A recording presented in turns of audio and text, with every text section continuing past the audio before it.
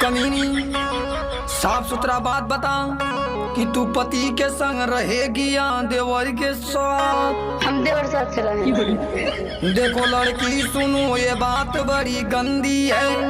अरे प्रधान जी ये बहुत बड़ी रंडी है। जरा जुबान को संभाल करके बोल बेटा। अरे प्रधान जी इन्होंने का मुड़ी काट देता। बोले तो ये बताओ क्यों ये तुझे छोड़ी है?